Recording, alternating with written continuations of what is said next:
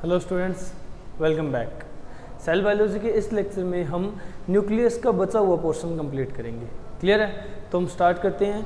जो पॉइंट हम last discuss कर रहे थे वहीं से हम लास्ट डिस्कस कर रहे थे क्रोमेटिन मटेरियल। क्लियर है? Chromatin material. तो देखो, क्रोमेटिन मटेरियल जो है हम लोगों ने कहा था ये न्यूक्लियोप्रोटीन्स का बना हुआ है ना। ये न्यूक्लियोप्रोटीन्स का बना हुआ मटेरियल है। ठीक है? किस चीज़ का बना हुआ है? न्यूक्लियोप्रोटीन्स का।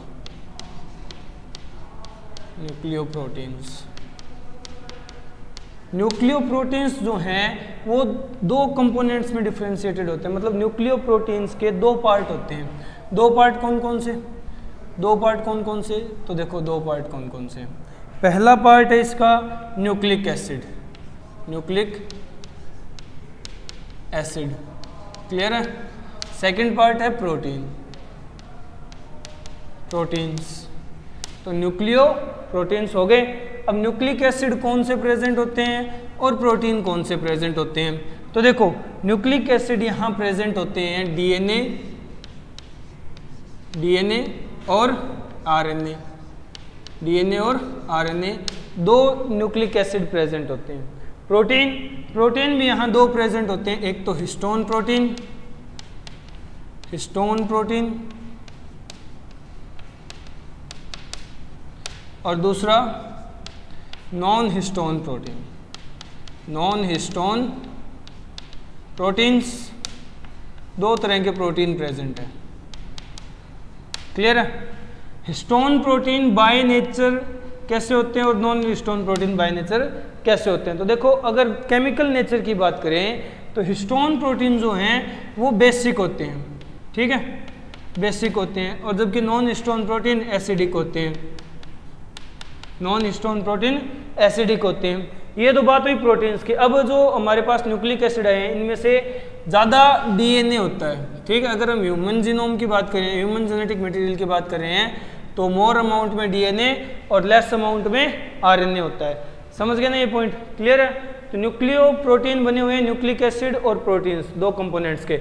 न्यूक्लिक एसिड डीएनए ज़्यादा होता है, आरएनए कम होता है। प्रोटीन हिस्टोन प्रोटीन्स और non histone proteins. Histone basic और नॉन हिस्टोन एसिडिक। क्लियर है? ये बात हुई क्रोमेटिन मटेरियल की। अब हम न्यूक्लियस के नेक्स्ट पोर्शन को डिस्कस कर लेते हैं, जो कि है न्यूक्लियोलस की बात करते हैं। ठीक है? न्यूक्लियोलस क्या है? देखो, ये एक स्मॉल स्फेरिकल मेम्ब्रेनलेस बॉडी है। ठीक है? स्मॉल स्फेरिकल मेम्ब्रेनलेस बॉडी है। क्लियर है? अब मेम्ब्रेनलेस है तो इसका मतलब क्या है? ये न्यूक्लियस में कंटिन्यूअस रहता है। ठीक है? It is continuous in nucleoplasm में मिला हुआ रहता है। ठीक है? कंटिन्यूअस रहता है। हम लोग कंटिन्यूअस की जगह यहाँ कह सकते हैं अनडिफरेंशिएटेड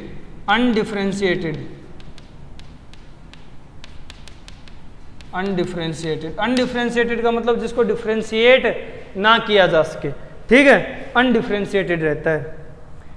ये नेचर थे, बेसिक और एसिडिक। क्लियर है? अनडिफरेंशिएटेड मतलब जिसको डिफरेंशिएट ना किया जा सके, अलग नहीं किया जा सकता। क्लियर है? समझ गए? अब देखो नेक्स्ट पॉइंट, ये जो न्यूक्लियोलस है ये कैसे बनाया जाता है? तो देखो, फॉर्म्ड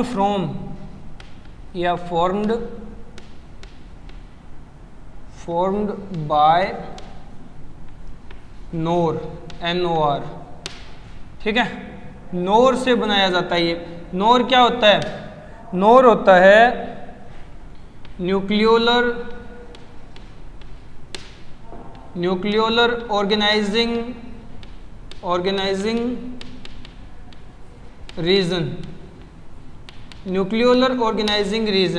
ये एक हेटेरोक्रोमेटिन रीजन होता है। ये एक हेटेरोक्रोमेटिन रीजन है। हेट्रोक्रोमेटिन रीजन है। क्लियर है? NOR क्या है? फुल फॉर्म है न्यूक्लियोलर ऑर्गेनाइजिंग रीजन, जो कि एक हेट्रोक्रोमेटिन रीजन है, हेट्रोक्रोमेटिन का पार्ट है। ठीक है, इससे बना हुआ होता है क्या? ये क्या बनाता है? NOR nucleolus. क्लियर है? ये NOR बनाता है न्यूक्लियोलस। अब न्यूक्लियोलस का नेक्स्ट पॉइंट न्यूक्लियोलस क्या काम करता है? ठीक है, न्यूक्लियोलस क्या काम करता है? तो देखो, it is factory of ribosomes. It is factory of ribosomes. ये राइबोसोम्स की फैक्ट्री है विच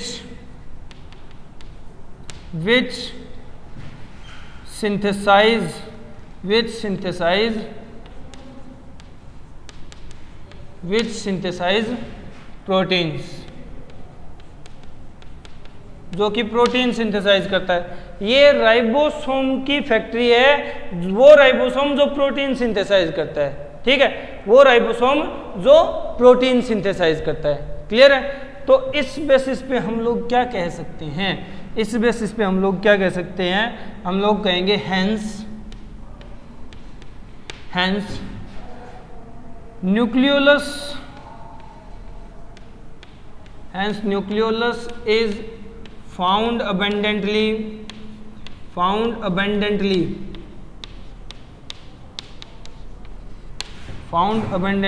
in the cells more related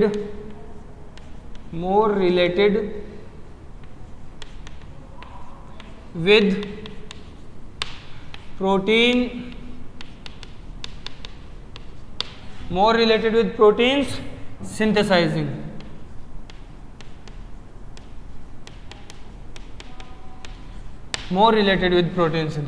ठीक है, देखो ये राइबोसोम बनाता है, यानी न्यूक्लियोलस राइबोसोम बनाता है और राइबोसोम प्रोटीन सिंथेसाइज करता है। ठीक है, तो हम न्यूक्लियोलस को राइबोसोम की फैक्ट्री बोल सकते हैं, राइबोसोम को प्रोटीन की फैक्ट्री बोल सकते हैं। तो हम लोग क्या कहेंगे? ये उन सेल्स में ज्यादातर पाया जाता है, नंबर ज्यादा होते हैं इसके। किन सेल्स में? जहां प्रोटीन सिंथेसिस ज्यादा होता है। वो सेल्स जो प्रोटीन सिंथेसिस के साथ ज्यादा जुड़े हुए हैं, उन सेल्स में न्यूक्लियोलस ज्यादा नंबर में पाया जाता है, अमाउंट ज्यादा पाई जाती है। क्लियर है? समझ गए ना? समझ रहे हो? तो ये बात हुई न्यूक्लियोलस की। अभी कंप्लीट नहीं हुआ है, 1-2 पॉइंट और हैं, वो हम लोग डिस्कस करेंगे। तब तक तुम ये लपेटो। देखो, क्रोमेटिन मटेरियल की बात होगी, उसके बाद न्यूक्लियोलस की बात होगी। जल्दी लपेटो। हो गया? चलो अब नेक्स्ट पॉइंट डिस्कस करते हैं। अभी न्यूक्लियोलस कंप्लीट नहीं हुआ है, न्यूक्लियोलस ही डिस्कस करना है। हम लोगों ने क्या कहा है कि ये राइबोसोम्स की फैक्ट्री है और राइबोसोम प्रोटीन की फैक्ट्री है।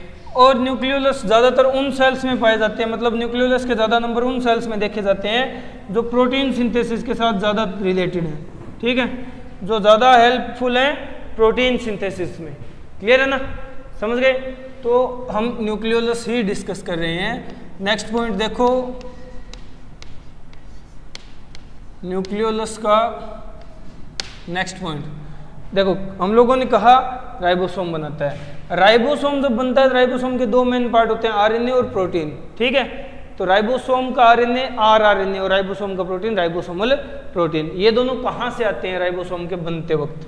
ठीक है, तो देखो, ड्यूरिंग राइबोसोमल synthesis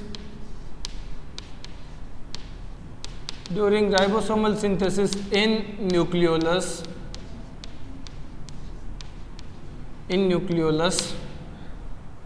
जब न्यूक्लियोलस में राइबोसोम बन रहे होते हैं, उस वक्त क्या होता है? राइबोसोमल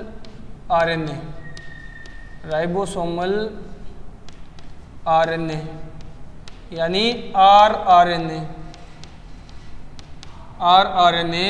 synthesized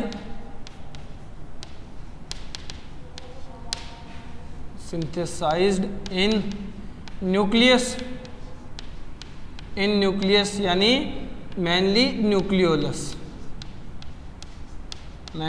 न्यूक्लियोलस कि इसके लिए ज़रूरी आरएनए यानी राइबोसोमल आरएनए आरएनए कहाँ से सिंथेसाइज होता है, वो भी न्यूक्लियोलस में ही सिंथेसाइज होता है। एंड नेक्स्ट पॉइंट, यहाँ जरूरत पड़ने वाले राइबोसोमल प्रोटीन की कि वो कहाँ से सिंथेसाइज होता है, तो ribosomal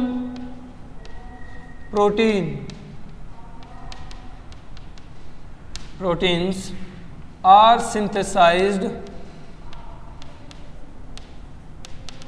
are synthesized in cytoplasm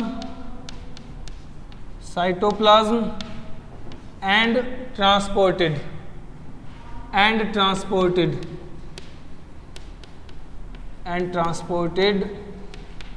inside nucleus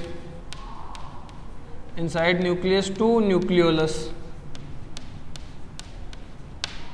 क्या किया जाता है, जो प्रोटीन होते हैं वो साइटोप्लाज्म में सिंथेसाइज होते हैं और यहाँ से ये न्यूक्लियस के अंदर लाए जाते हैं और न्यूक्लियोलस तक, ठीक है, न्यूक्लियोलस तक लाए जाते हैं। क्लियर है ना, समझ गए?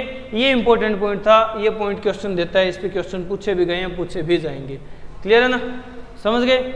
चलो, ये यहाँ पॉइंट कंप्लीट होता है अपने न्यूक्लियोलस का। Next point, next component nucleus का, न्यूक्लियोप्लाज्म।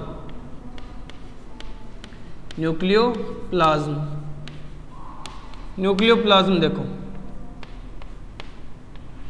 न्यूक्लियोप्लाज्म क्या होता है, तो इट इज न्यूक्लियर मैट्रिक्स, ये न्यूक्लियस की मैट्रिक्स है। क्लियर है? all essential components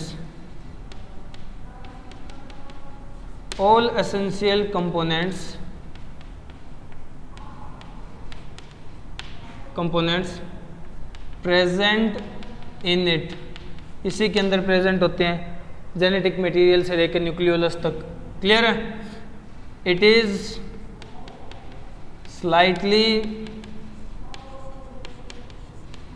slightly basic, ये स्लाइटली बेसिक होता है। ठीक है? Next point, it contains nucleotides,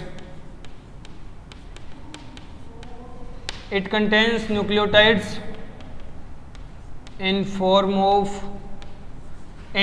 of triphosphates,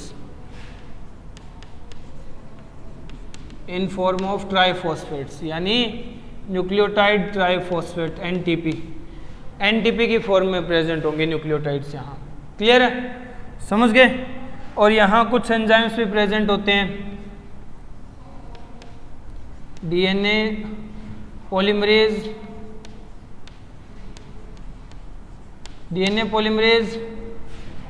and RNA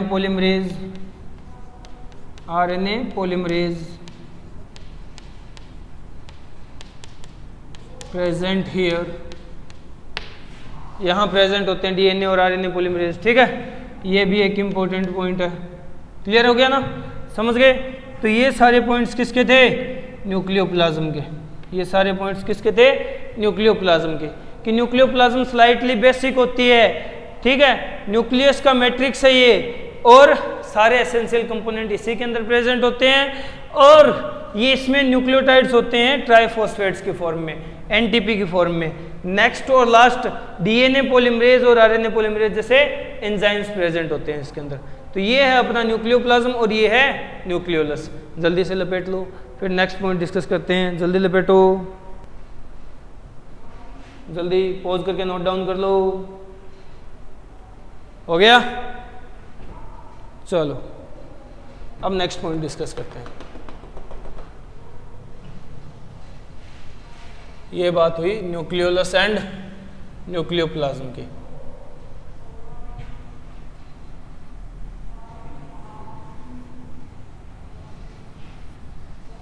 अब नेक्स्ट पॉइंट देखो क्या है। नेक्स्ट पॉइंट है क्रोमोसोम। सेल की बात हो, सेल में न्यूक्लियस की बात हो, न्यूक्लियस में क्रोमोसोम की बात ना हो, ये तो बड़ी नाइंसाफी है। ठीक है? तो हम बात कर लेते हैं क्रोमोसोम की। क्लियर है? क्रोमोसोम कैसे बनते हैं? क्रोमोसोम बनते हैं क्रोमेटिन मटेरियल से। तो देखो ये है न्यूक्लियस, ये है न्यूक्लियस, और ये इसमें प्रेजेंट है क्या, क्रोमेटिन मटेरियल। ये इसमें क्या प्रेजेंट है, क्रोमेटिन मटेरियल प्रेजेंट है।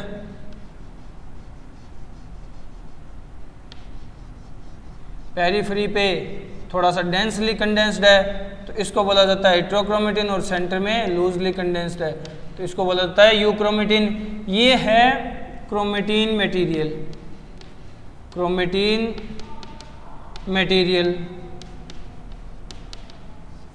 और कहाँ है, इन इंटरफेजिक, इन इंटरफेजिक न्यूक्लियस, इन इंटरफेजिक न्यूक्लियस। अब क्या होता है इस क्रोमेटिन मटेरियल के साथ साथ, जैसे सेल डिवीजन करने के लिए आगे फर्दर प्रोसेसेस परफॉर्म करता है तो इसमें भी कुछ रिएक्शंस होती है, जैसे यहाँ जिलेशन होती है, जिलेशन की प्रोसेस कंप्लीट होती है। और मेन यहाँ होता है कंडेंसेशन, कंडेंसेशन, ठीक है। और होती है कोइलिंग। इन सब प्रोसेस से गुजर करके ये क्रोमेटिन मटेरियल हाईली कंडेंस्ड हो जाता है, हाईली कोइल्ड हो जाता है, तब जाकर के हमारे पास फॉर्म सामने आती है। किसकी, किसकी फॉर्म सामने आती है,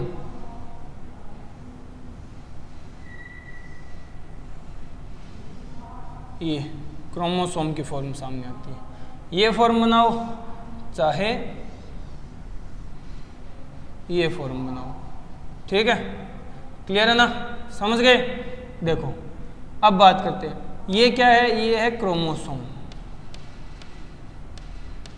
क्रोमोसोम। और क्रोमोसोम कहाँ है, ड्यूरिंग मेटाफेज, ड्यूरिंग मेटाफेज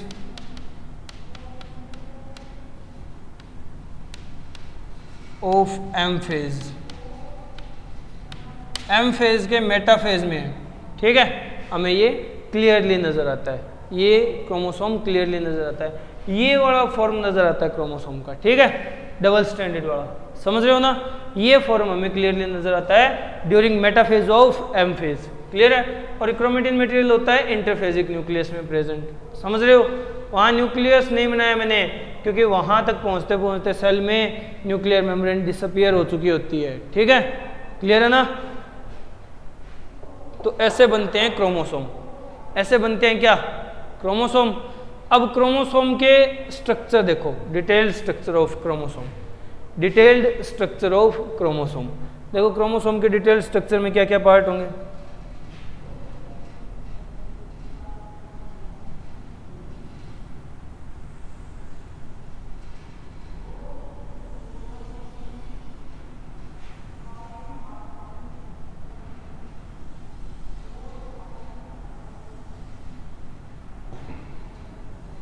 ये मैं बना रहा हूँ एक क्रोमोसोम का डिटेल्ड स्ट्रक्चर, ठीक है, क्लियर है। दो अलग अलग स्ट्रैंड है, मेटाफेजिक क्रोमोसोम बना रहा हूँ, दो अलग अलग स्ट्रैंड है, दोनों बीच में से कंस्ट्रिक्टेड है, ऐसे पिचका दियो, जैसे किसी ने पाइप लेकर के बीच में से पिचका दियो, कंस्ट्रिक्टेड है। और इनके ऊपर इस तरह का स्ट्रक्चर प्रेजेंट है, उनके ऊपर यहाँ इस तरह से ये डिस्क लाइक स्ट्रक्चर प्रेजेंट है दोनों पे ही, ठीक है, क्लियर है ना। ये तो होगी एक कंस्ट्रक्शन। नेक्स्ट ये जो एंडिंग होती है ना इस साइड वाली क्रोमोसोम्स की, यहाँ दूसरी कंस्ट्रक्शन देखने को मिलती है हमें, यहाँ दूसरी कंस्ट्रक्शन देखने को मिलती है।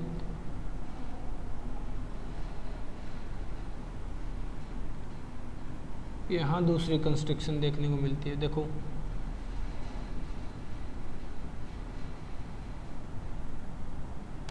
इस तरह से, ठीक है। तो ये मैं बात कर रहा हूँ क्रोमोसोम की, अभी बात कंप्लीट नहीं हुई है।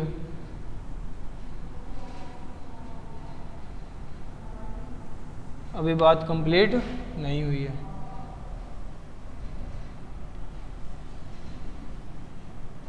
क्लियर है?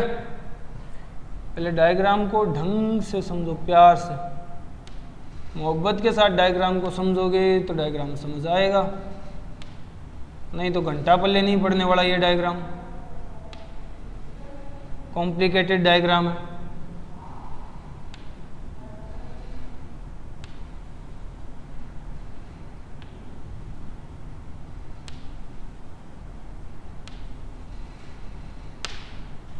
देखते जाओ।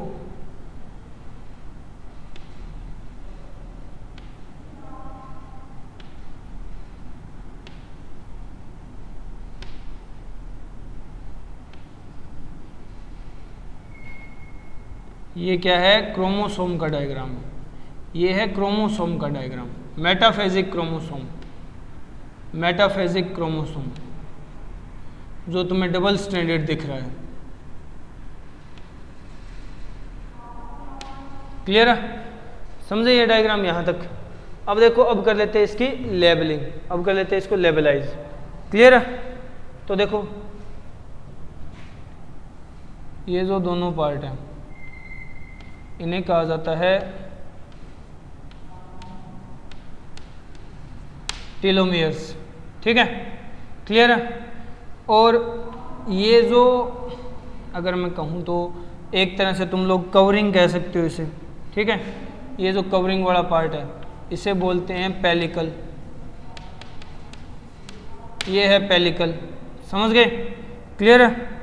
नेक्स्ट, ये जो यहाँ हम लोगों ने कहा था कंस्ट्रिक्शन प्रेजेंट होती है, उस कंस्ट्रिक्शन को कहते हैं सेंट्रोमियर। कंस्ट्रिक्शन को कहते हैं सेंट्रोमियर। और सेंट्रोमियर पे ये जो डिस्क लाइक स्ट्रक्चर प्रेजेंट है, डिस्क लाइक स्ट्रक्चर प्रेजेंट है, इन्हें कहा जाता है काइनेटोमियर। ठीक है? काइनेटोमियर। क्लियर है?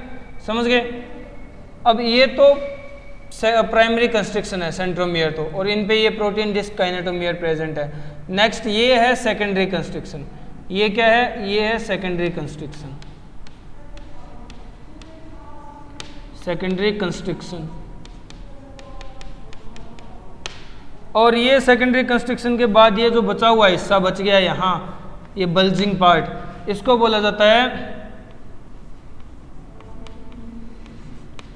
Satellite part. सैटेलाइट पार्ट, जिससे सैटेलाइट क्रोमोसोम्स बनते हैं। ठीक है? क्लियर है ना? यही वो नोर रीजन है, यही है वो नोर रीजन जहां से न्यूक्लियोलस अराइज होता है, न्यूक्लियोलस बनाया जाता है। यही वो नोर रीजन है। ठीक है? यहीं से न्यूक्लियोलस बनाया जाएगा। यहीं से क्या किया जाएगा? न्यूक्लियोलस बनाया जाएगा।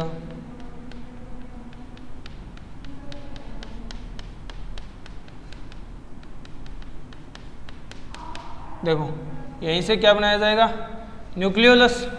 क्योंकि ये NOR है, वो हेट्रोक्रोमेटिन रीजन है जिसको न्यूक्लियोलर ऑर्गेनाइजिंग रीजन बोला जाता है, जिसे न्यूक्लियोलर ऑर्गेनाइजिंग रीजन बोला जाता है, जहां से न्यूक्लियोलस अराइज होता है। इस डायग्राम को थोड़ा ढंग से समझने की कोशिश करना। ठीक है? मोस्ट इंपॉर्टेंट डायग्राम है, one of the most important diagram. ठीक है? क्लियर है? चलो अब बात कर लेते हैं इसके अंदर की स्ट्रक्चर की। ये जो मैंने स्ट्रक्चर बनाया है ये क्या है? ये जो स्ट्रिंग लाइक स्ट्रक्चर है ना, इसको बोला जाता है क्रोमोनीम। क्रोमोनीम। ठीक है? एक क्रोमोनीम, दूसरी क्रोमोनीम, तो ये नंबर में 2 होती हैं। सेंट्रोमियर भी नंबर में 2 होते हैं, काइनेटोमियर भी नंबर में 2 होते हैं। ठीक है? अब देखो इस क्रोमोनीम पे प्रेजेंट ये जो ये थोड़े से डार्क या डॉटेड या bits in string like structure, ये क्या होते हैं? ये होते हैं क्रोमोमियर। क्रोमोमियर। क्लियर है?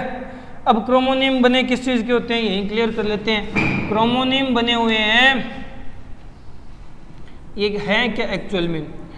One chromoneme, one chromoneme equal to 1 DNA molecule, 1 chromoneme equal to 1 DNA molecule, ठीक है। तो 2 chromoneme equal to 2 DNA molecule, समझ रहे हो ना, क्लियर है।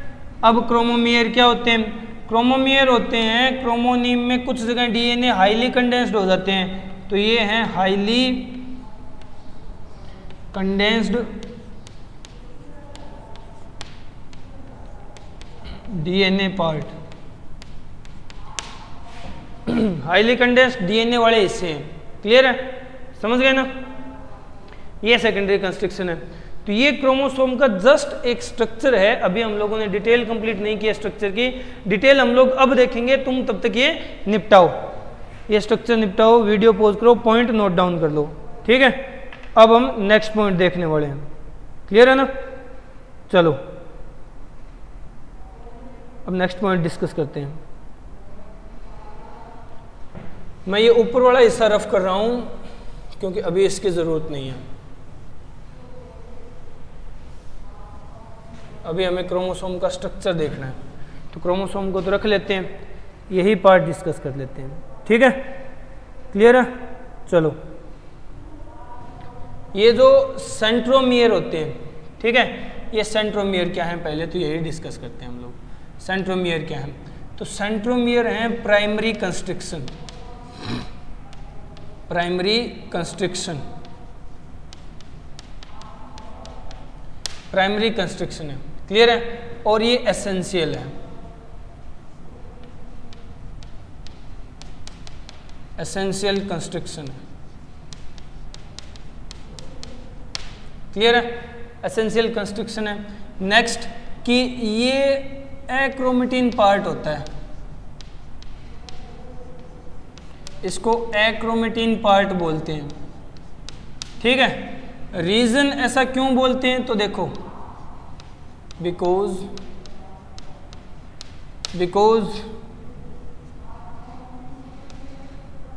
Because chromatin material, chromatin does not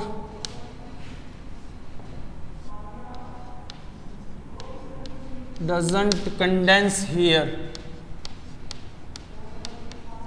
doesn't condense here, chromatin यहाँ कंडेंस नहीं होता, ठीक है, इसलिए इसको क्या बोला जाता है? एक्रोमेटिन पार्ट, ठीक है, एक्रोमेटिन पार्ट। ये हो गया क्या? सेंट्रोमियर, जो नंबर में होते हैं 2। अब पेलिकल क्या है? पेलिकल एक डेलिकेट कवरिंग है, ठीक है, delicate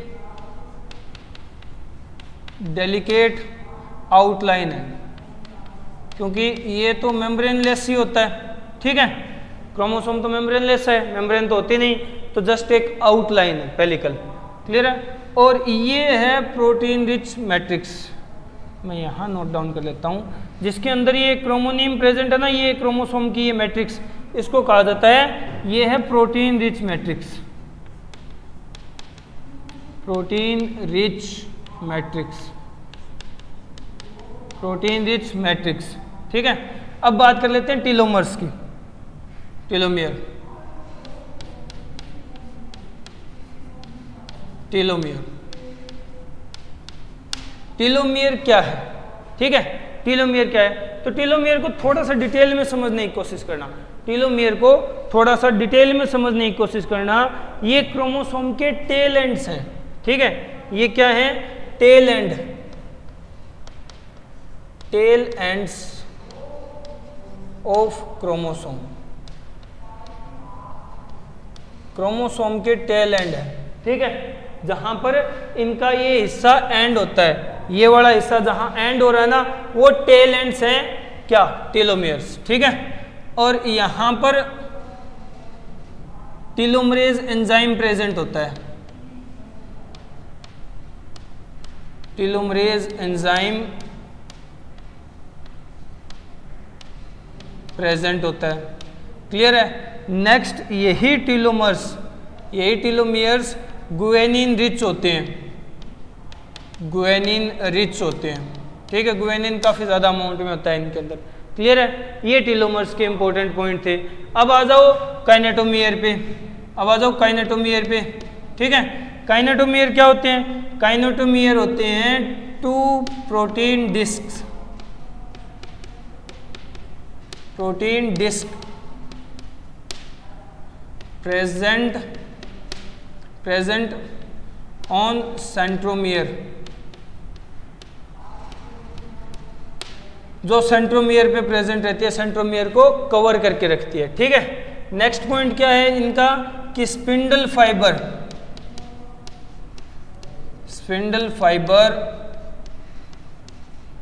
attach here, spindle fibre यहां अटैच होते हैं।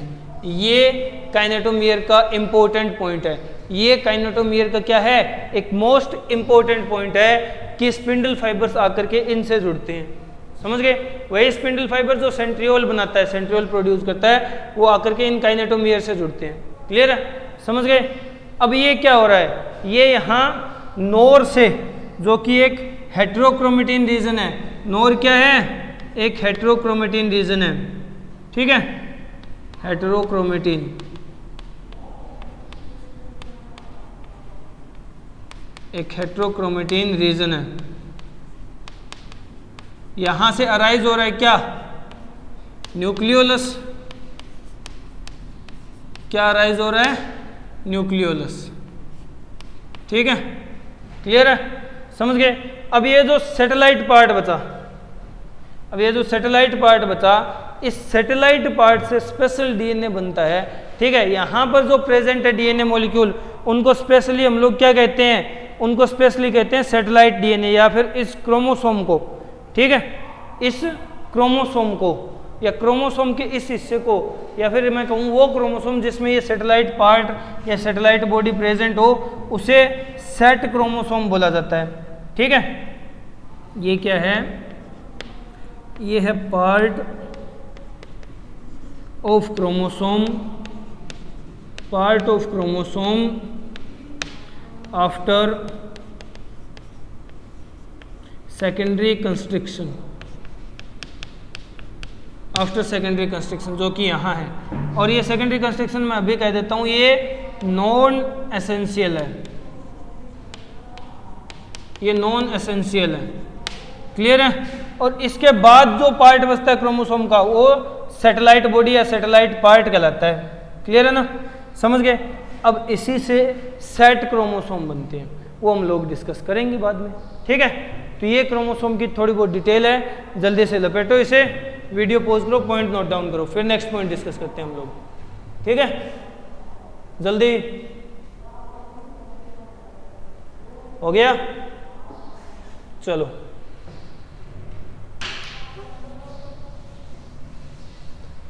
अब क्रोमोसोम के 1-2 बचे हुए पॉइंट और डिस्कस कर लेते हैं, ठीक है।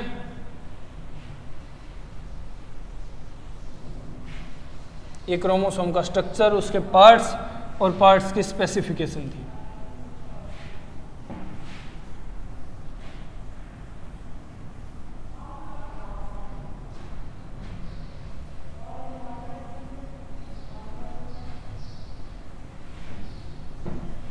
देखो, अब ऐसे क्रोमोसोम जिनके अंदर सेट बॉडी होती है, सैटेलाइट बॉडी होती है, ठीक है,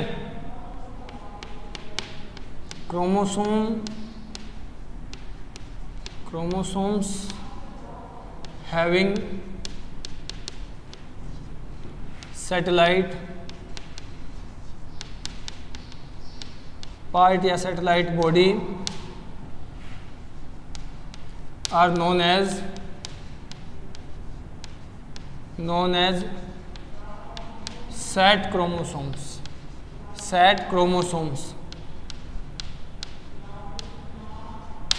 उन्हें सेट क्रोमोसोम बोला जाता है, यानी सैटेलाइट क्रोमोसोम बोला जाता है। और सैटेलाइट क्रोमोसोम क्या करते हैं, न्यूक्लियोलस बनाते हैं, ठीक है। एंड दीज सेट chromosomes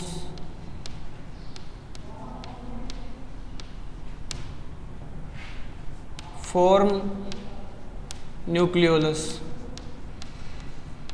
यही सेट क्रोमोसोम न्यूक्लियोलस बनाते हैं।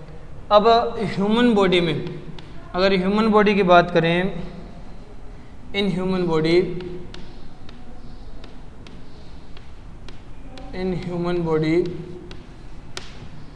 There are 5 SAT chromosomes, 5 SAT chromosomes. कौन कौन से हैं वो, कौन कौन से क्रोमोसोमल पेयर हैं? 13th chromosome, 14th chromosome, 15th chromosome, 21st chromosome and 22nd chromosome. ये जो 5 पेयर है ना, ये क्या है? ये सेट क्रोमोसोम्स हैं। ये क्या है? ये सेट क्रोमोसोम है, यानी सैटेलाइट क्रोमोसोम है, जिनसे क्या होगा? जो न्यूक्लियोलस बनाएंगे, जो न्यूक्लियोलस को अराइज करेंगे, फॉर्म करेंगे, वो सेट क्रोमोसोम्स हैं। ये क्लियर है ना? समझ गए? चलो अब एक छोटा सा पॉइंट और है, वो डिस्कस कर लेते हैं, ठीक है? फिर हम क्रोमोसोम के टाइप्स देखेंगे। पॉइंट क्या है? देखो, हम लोगों ने क्रोमोसोम बनाया,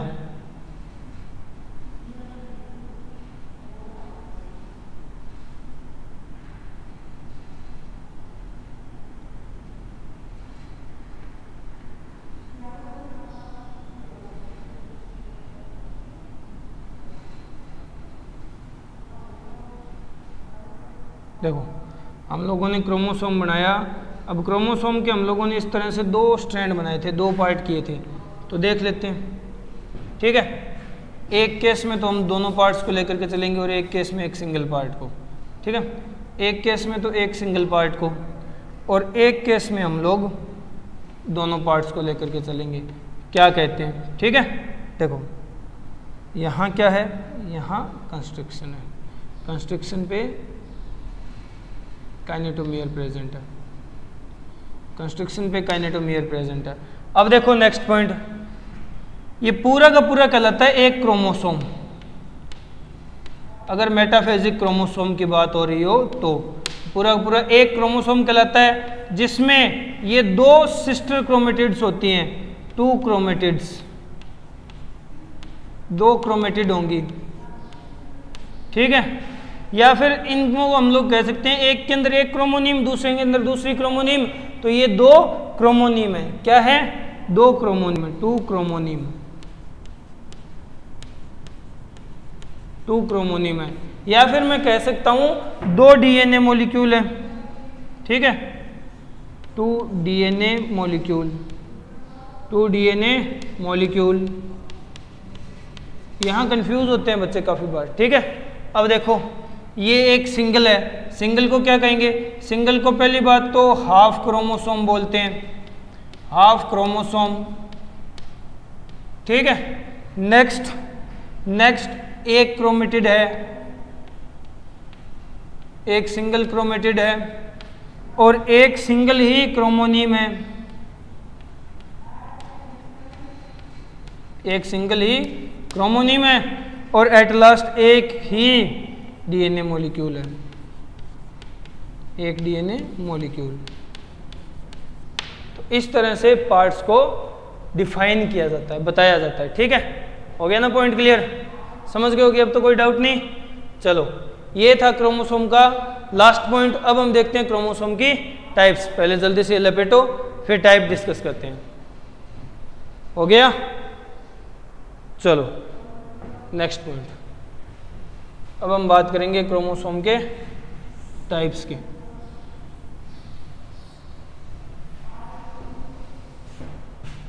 क्रोमोसोम्स की टाइप डिस्कस करनी है, ठीक है? वैसे तो क्रोमोसोम्स बहुत टाइप के होते हैं, बट हम लोग सिर्फ एक बेसिस पे डिस्कस करेंगे क्रोमोसोम्स के टाइप, जो अपने सिलेबस में है। हम लोग बात कर रहे हैं क्रोमोसोम की टाइप्स की, ठीक है? और टाइप्स भी कैसे? On the basis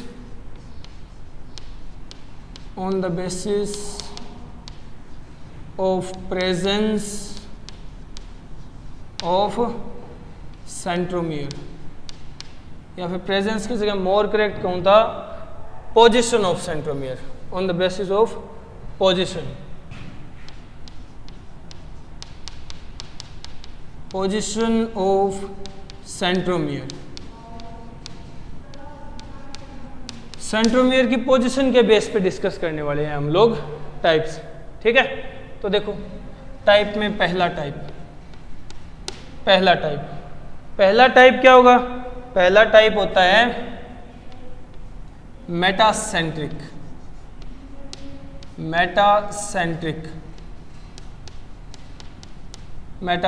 chromosome. Metacentric chromosome कौन से होते हैं? जिनमें सेंट्रोमियर जो प्राइमरी कंस्ट्रक्शन है present in mid of chromatid के मिड में प्रेजेंट होगा। ठीक है, सेंट्रोमियर क्रोमेटिड के मिडल पार्ट में प्रेजेंट होगा। देखो कैसा होता है ये दिखने में। अगर मैं बात करूं तो दोनों क्रोमेटिड की दोनों आर्म बिल्कुल बराबर होंगी, इतनी लंबी ये होंगी, इतनी लंबी ये होगी। ठीक है, तो हम इसको ऐसे भी तो अरेंज कर सकते हैं ना, इतनी ही आर्म ये है और इतनी ही आर्म ये है। ठीक है, इस तरह अरेंज कर सकते हैं। तो इस तरह अरेंज करेंगे तो हम लोग याद रखने के लिए कह देते हैं कि ये वी शेप के क्रोमोसोम होते हैं, ये वी शेप्ड क्रोमोसोम होते हैं। मेटासेंट्रिक क्रोमोसोम वी शेप्ड होते हैं। फिर सेकंड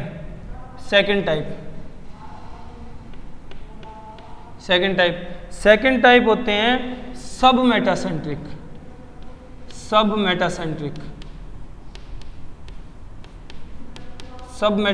क्रोमोसोम्स। सब मेटासेंट्रिक क्रोमोसोम कौन से होंगे? तो देखो सब मेटासेंट्रिक क्रोमोसोम होते हैं जहां सेंट्रोमियर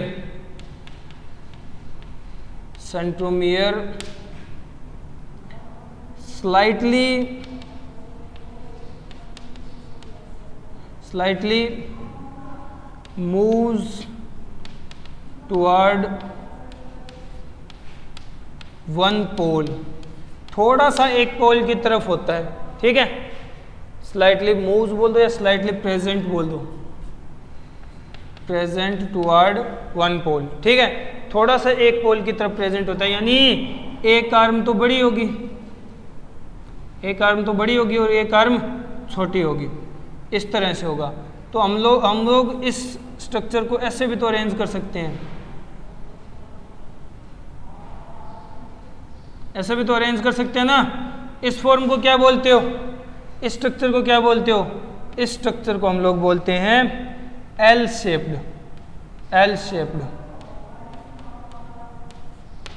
शेप्ड क्रोमोसोम होंगे। क्लियर है? समझिए सेकंड टाइप ऑफ क्रोमोसोम। अब हम बात करेंगे थर्ड टाइप है acrocentric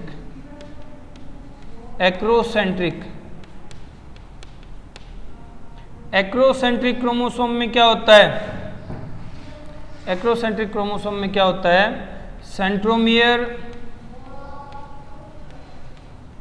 centromere is present near one pole, एक पोल के ज़्यादा नज़दीक होगा, पोल के नज़दीक प्रेजेंट होता है सेंट्रोमियर। ठीक है, बट पोल पे नहीं होता, नोट एट द एंड पे नहीं होगा, एंड या पोल पे नहीं होगा, पोल के पास होगा। ठीक है, पोल के पास प्रेजेंट होता है। पोल के पास प्रेजेंट होता है तो स्ट्रक्चर कैसी आएगी? देखो स्ट्रक्चर इस तरह की आएगी, एक आर्म तो ज़्यादा बड़ी होगी और एक आर्म छोटी सी होगी, कतई छोटी हो जाएगी, जहर छोटी। ठीक है, पोल के पास होगा तो इसको हम लोग ऐसे भी बना सकते हैं,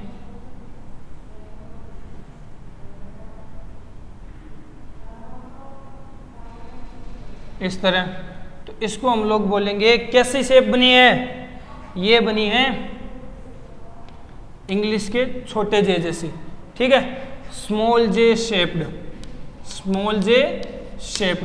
क्लियर है? 3 टाइप के हो गए। अब लास्ट है fourth type of chromosome. Fourth type का जो क्रोमोसोम है वो है टीलोसेंट्रिक टीलोसेंट्रिक। टीलोसेंट्रिक टाइप में क्या होता है, centromere present on one pole, एक पोल पे जाकर के बैठ जाएगा सेंट्रोमियर। ठीक है, पोल बोल दो या एंड बोल दो, एक ही बात है। किस तरह का स्ट्रक्चर होगा, तो एक आर्म तो कतई जहर बड़ी होगी और एक आर्म कतई जहर छोटी सी होगी, दिखेगी भी नहीं, इतू सी होगी। इसको हम ऐसे भी रिप्रेजेंट कर सकते हैं, ऐसे भी रिप्रेजेंट कर सकते हैं, कतई छोटी सी आर्म है। ठीक है, इतनी भी नहीं, इतनी सी का दिख नहीं रही ना, इसीलिए बनाई है। इसको हम लोग कैसे कह सकते हैं, कैसी शेप है ये शेप है इंग्लिश के स्मॉल आई जैसी, small I shaped, small I shaped chromosome. तो टोटल 4 तरह के क्रोमोसोम हैं, किस बेसिस पे, on the basis of position of centromere. ठीक है, कौन कौन से, देखो फर्स्ट मेटासेंट्रिक, मेटासेंट्रिक में सेंटर में होगा, मिड पोर्शन में होगा, तो दोनों आर्म बराबर होंगी, वी शेप्ड क्रोमोसोम बनेंगे, वी शेप्ड। ठीक है, ये कैसा बनेगा, सब मेटासेंट्रिक, थोड़ा सा खिसक जाएगा, इसका दिमाग भटक गया, थोड़ा सा दिल की सुन के एक तरफ आ गया, एक पोल की तरफ, यानी सेंटर से थोड़ा सा पोल की तरफ चल पड़ा, तो एक आर्म थोड़ी छोटी, एक आर्म बड़ी हो जाएगी, यानी एल शेप्ड हो जाएगा।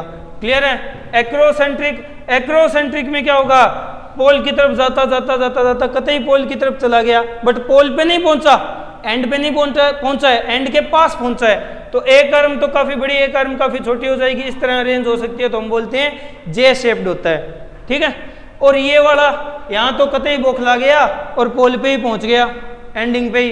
ठीक है, एंड पे पहुंच के रुक गया और लास्ट में इतू सी आर्म बच गई छोटे वाली, तो ये जैसे लग रहा है कि आई के ऊपर, डंडे के ऊपर बिंदी लगा रखी है, छोटी आई जैसा शेप हो गया क्रोमोसोम का, तो ये टीलोसेंट्रिक क्रोमोसोम होते हैं। टोटल 4 तरह के क्रोमोसोम है। यहाँ क्रोमोसोम का पार्ट होता है एंड, और देखो इसी के साथ सेल बायोलॉजी का जो फर्स्ट चैप्टर है, cell the basic unit of life, वो होता है कंप्लीट। नेक्स्ट लेक्चर से हम लोग सेल बायोलॉजी का नेक्स्ट जो टॉपिक है, यानी cell cycle and cell division, वो डिस्कस करेंगे। Okay, good bye.